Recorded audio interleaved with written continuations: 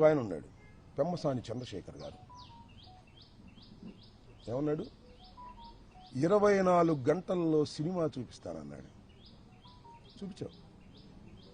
24 గంటల్లో కాదు, సినిమా పెద్ద సినిమా చూపించావు బా. ఎంత సినిమా చూపించావు? 18 రోజులు సినిమా చూపించావు.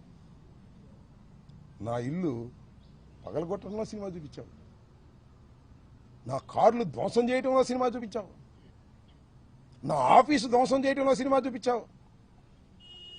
నా భార్య బిడ్డలు ఇంట్లో ఉంటే తరిమి కొట్టే సినిమా చూపించావు. లాకప్లో పడేసే సినిమా చూపించావు. రాజమండ్రి సెంట్రల్ జైల్లో 18 రోజులు ఉండే సినిమా చూపించావు. అవునయ్యా పెమ్మసాని, ఇంత పెద్ద సినిమా తీసావే, బాగా డబ్బున్నాడు కదా.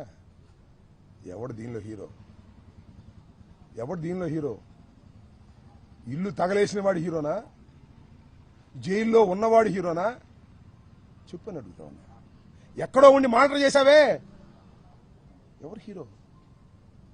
18 రోజులు జైల్లో ఉన్నవాడు హీరోనా? జైల్లో పెట్టిన వాళ్ళు హీరోనా? ఎవరు హీరో? ఆలోచించుకో. ఇంత పెద్ద సినిమా తీసి మీరు విలన్లు అయ్యారు, అవునా కదా? 18 రోజులు పెట్టడం కాదు, 7-8 గంటల సేపు ఇక్కడ ఉండి కరాలనిపించం చేశారు పోలీసులతో ఏకమైపోయి. ఎవరు హీరో? ఎవరు దీనిలో విలన్స్? ఎవరు? ప్రజలు గమనిస్తున్నారని కూడా ఈ సందర్భంగా మనవి చేస్తున్నా. అనని మాటలు అన్నానని రాసిన వాడు విలనా? ఏమీ అనుకోకుండా అపవాదు పడేవాడా విలన్? ఎవరు హీరో? ఎవరు విలన్? ఆలోచించుకోమని కూడా ఇవాళ పెమ్మసాని చంద్రశేఖర్ని అడుగుతా ఉన్నా. ఏం తొందర లేదు. అన్నిటికీ మూల్యం చెల్లించవలసిన రోజు ఒకటి వస్తుంది, తప్పనిసరిగా వస్తుంది. భగవంతుడు పైన ఉన్నాడు, ప్రజాస్వామ్యంలో ప్రజలు చూస్తున్నారు. అన్యాయాన్ని అన్యాయం అంటారు. ఆ గొంతు ఇప్పుడు వినిపించకపోవచ్చు, ఇప్పుడు సమయం వచ్చినప్పుడు వినిపిస్తుందని కూడా ఈ సందర్భంగా నేను మనవి చేస్తాను. ఏమంటారండి పవన్ కళ్యాణ్ గారు? ఏమంటాడు? అసహ్యంగా మాట్లాడినందుకే ఈ రాష్ట్రంలో దాడులు జరుగుతున్నాయంట. చిన్న కామెంట్ చేశాడు. ఉప ముఖ్యమంత్రి గారు అసహ్యంగా మాట్లాడినందుకు దాడులు జరుగుతున్నాయి. అసహ్యంగా మాట్లాడితే దాడులు జరుగుతాయా? నాకు తెలియక అడుగుతున్నా పవన్ కళ్యాణ్ గారు. అసహ్యంగా మాట్లాడితే దాడులు జరుగుతాయా? కేసులు పెట్టరా? అనుకున్నాం కాసేపు. నేను అసహ్యంగా మాట్లాడాను, పొరపాటుని క్షమాపణ చెప్పానే, రియలైజ్ అయ్యానే, పశ్చాత్తాపడ్డానే, అయినా దాడులు చేస్తారా? దాడులు చేయటాన్ని సమర్థించావు పవన్ కళ్యాణ్ గారు, తప్పయ్యా. ఉప ముఖ్యమంత్రి గారు తప్పు. నువ్వు అసహ్యంగా మాట్లాడాలా? నేను అడుగుతా ఉన్నా. గౌరవనీయులైనటువంటి ఉప ముఖ్యమంత్రి గారిని, జనసేన అధిపతి పవన్ కళ్యాణ్ గారిని నేను సూటిగా అడుగుతా ఉన్నా. మీరు అసహ్యంగా ఎప్పుడు మాట్లాడలేదా? గుర్తు చేసుకోండి. గుర్తు చేయకపోతే నేను చెప్తా వినండి. ఏమన్నారు మీరు? ఏమన్నారు గుర్తుందా? ఇప్పుడు వింటున్నారా మీరు? వినకపోతే యూట్యూబ్ ఆన్ చేసుకుని నేను మాట్లాడే మాటలు వినండి. వైసీపీ ఎమ్మెల్యే నా కొడకల్లారా, చెప్పు పైకి తీసావు. ఎక్కడా స్పర్ ఆఫ్ ది మూమెంట్ కాదు, గొడవలో కాదు, ఒక వేదిక మీద, నీ జనసేన నాయకులందరూ కూర్చున్నటువంటి వేదిక మీద, మీడియా అంతా ఉన్నటువంటి వేదిక మీద ఒక మైక్ పెట్టుకుని మాట్లాడావు. నేను అలా కాదు, spur of the moment, mike లేదు, కారులో ఉన్నాను, క్షమాపణ చెప్పాను. నువ్వు వైసీపీ ఎమ్మెల్యే నా కొడకల్లారా అన్నావే, నేను అప్పుడు ఎమ్మెల్యేనేగా. నా కొడక అంటే అర్థం ఏంటో తెలుసా నీకు పవన్ కళ్యాణ్ గారు? నేను అడుగుతా ఉన్నా, ఇప్పుడైనా పశ్చాత్తాపడ్డా నీ జన్మలో? ఇప్పుడైనా పశ్చాత్తాపడ్డావా? నేను పడ్డానయ్యా, ఎమ్మటే వితిన్ అవర్స్లో పడ్డా.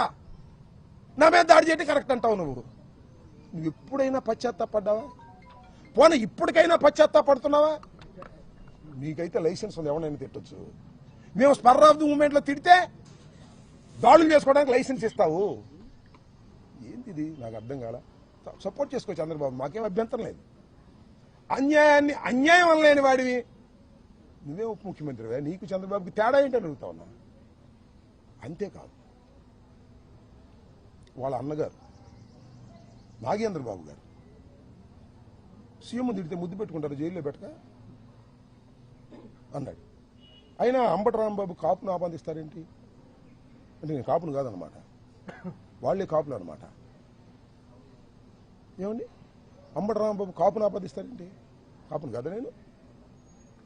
సందర్భం వచ్చినప్పుడు కాపుల కోసం గొంతెత్తిన వాడిని కూడా మనవి చేస్తున్నా. మీరు గొంతులు మూసుకున్నారయ్యా. నువ్వును మీ తమ్ముడు పవన్ కళ్యాణ్ చిరంజీవి గొంతెత్తాడు.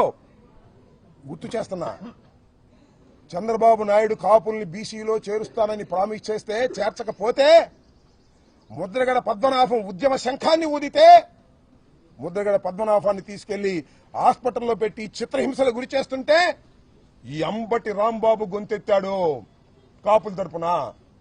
నేను కమ్మ ద్వేషిని కాదు, నా కులం తరపున గొంతెత్తాను. ఇచ్చిన వాగ్దానాన్ని నెరవేర్చలేదని ముద్రగడ పద్మనాభం ఉద్యమం చేస్తుంటే హైయత్తులో మీటింగ్ పెట్టాం. మహానుభావుడు దాసరి నారాయణరావు గారు వచ్చాడు, చిరంజీవి గారు వచ్చారయ్యా. చిరంజీవి గారు మీ అన్న చిరంజీవి గారు వచ్చాడు. మీ అందరూ ఆయన గొప్పతనంతోనే మీరు మనుషులయ్యారు. చిరంజీవి గారు వచ్చాడు, దాసనారాయణ గారు వచ్చాడు, బొత్స సత్యనారాయణ గారు కోఆర్డినేట్ చేశాడు. వెళ్ళి రిక్వెస్ట్ చేస్తే తోట చంద్రశేఖర్ గారు, సి రామచంద్రయ్య, పల్లవరాజు గారు, కన్నబాబు గారు అందరూ వచ్చారు. వచ్చి అప్పుడు ఒకటే చెప్పారు, వంగవీటి మోహన రంగారావును కోల్పోయాం గాని ముద్రగడ పద్మనాభాన్ని కోల్పోవడానికి సిద్ధంగా లేవు, ఖబర్దారని చిరంజీవి గారు మాట్లాడాడు. దాసనారాయణరావు గారు మాట్లాడాడు. ఎక్కడున్నారు అప్పుడు మీరు? ఏమండి నాగబాబు గారు, చాలా ఎత్తు పెరిగారు మీరు. ఎక్కడున్నారండి అప్పుడు? మీకు ఫోన్ల కోసం ట్రై చేస్తే దొరకలేదండి. మీరు పవన్ కళ్యాణ్ గారు దొరకలేదండి. ముద్రగడ పద్మనాభం గారు తర్వాత చెప్పాడు నాకు, ఎన్నిసార్లు ఫోన్ చేసినా పవన్ కళ్యాణ్ గారు ఎత్తట్లేదండి అని. నేను కాపులు నాయకుడని జగన్మోహన్ రెడ్డి అంటే ఈడట కాపోతాడంటావు నువ్వు. కాపుల కోసం గొంతెత్తిన వాడినయ్యా, కాపులకు అన్యాయం జరిగితే తప్పని చెప్పిన వాడినయ్యా. 10 మందిని పోగేసి హయత్తులో మీటింగ్ పెట్టి ముద్రగడ పద్మనాభాన్ని కాపాడుకోవాలని ప్రయత్నం చేసినటువంటి మనసున్న వాడినయ్యా. నేను కమ్మ వ్యతిరేకని కాదయ్యా, కాపు కులంలో పుట్టాను కాబట్టి నా కులానికి అన్యాయం జరుగుతుంటే మాట్లాడాలని ప్రయత్నం చేసినటువంటి వ్యక్తిని కాపు కాదంటావా నువ్వు? మీరే కాపులా? మీరే కాపులా అంటున్నా. ఏమండి, చంద్రబాబుని తిడితే అనుకోండి కాసేపు, కమ్మవారిని తిట్టినట్ట. ఏమండి, చంద్రబాబుని తిడితే కమ్మవారిని తిట్టినట్ట. రాంబాబుని తిడితే రాంబాబు ఇల్లు తగలేస్తే, రాంబాబుని చంపడానికి ప్రయత్నం చేస్తే, రాంబాబు కారులు ధ్వంసం చేస్తే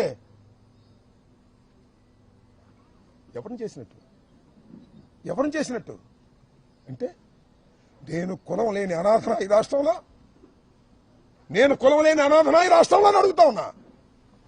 నాకెవరు రియాక్ట్ కారా? కారని అనుకోకండి అని మనవి చేస్తున్నా. రియాక్ట్ అయ్యే రోజు ఒకటి వస్తుందని మనవి చేస్తున్నా. ఏంటి అన్యాయం? చంద్రబాబుని తిడితే కమ్మవారికి కోపం వస్తుంది, రాంబాబుని కొట్టినా తిట్టినా దౌర్జన్యం చేసినా ఎవరికి కోపం రాకూడదు. పవన్ కళ్యాణ్ గారు చెప్తున్నాడు, నాగేంద్ర బాబు గారు చెప్తున్నారు, మీరెవరికి కోపం రావద్దండి. ఎన్నాళ్ళు తాగుతారయ్యా చంద్రబాబు నాయుడు మోచేతి నీళ్ళు? ఎన్నాళ్ళు తాగుతారు చెప్పండి? నీకు మంత్రి స్థానాన్ని ఎగ్గొట్టినా కూడా నువ్వేం మాట్లాడు. ఏమిటి అన్యాయం అని అడుగుతా ఉన్నా. గుర్తుపెట్టుకోండి, నేను చెప్తున్నా, every dog has its own day. ప్రతి కుక్కకి ఒక రోజు వస్తుంది.